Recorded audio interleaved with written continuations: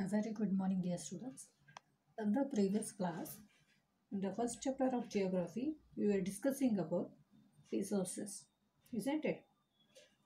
So, resources refers to the things which are can be changed or modified into more valuable and useful things that we got to know for the purpose of what? To fulfill the human needs. As the humans lives in nature in the earlier days, they were unaware of the gifts of the nature, all the natural resources. Later on, when they learn the techniques to transform these things from the nature, they made their life more comfortable.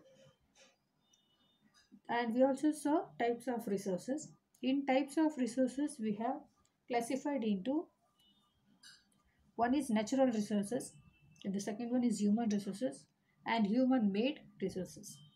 Under natural resources, we saw based on origin, renewability, development, distribution, they have classified into biotic, abiotic, renewability, renewable and non-renewable, development, potential and actual, distribution, ubiquitous and localized.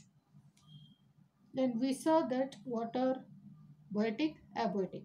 Biotic resources are obtained from living things such as animals, plants and microorganisms, and abiotic resources are obtained from non-living things.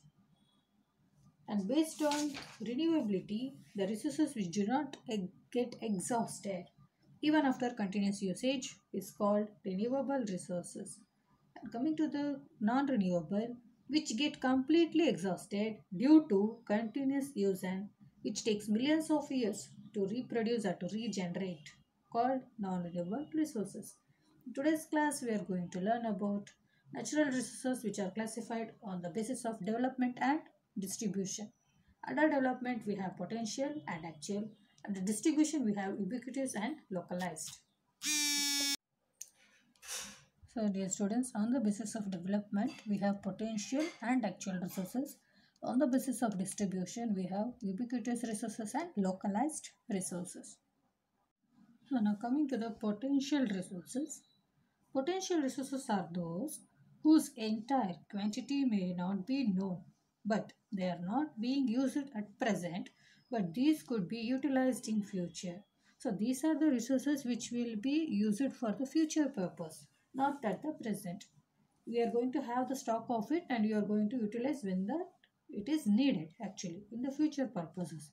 Not as and when it is being there, so let utilize it and think for the future in the next. No, not like that. Potential resources are those resources which will be the entire quantity may not be known. What is the actual quantity? So we are supposed to use that at we are not supposed to use that at present, but we are going to utilize it for our future needs. Like uranium found in Ladakh is not being used in future. So what they say is the resources which have not been used to their full potential but can be used in the future are known as potential resources.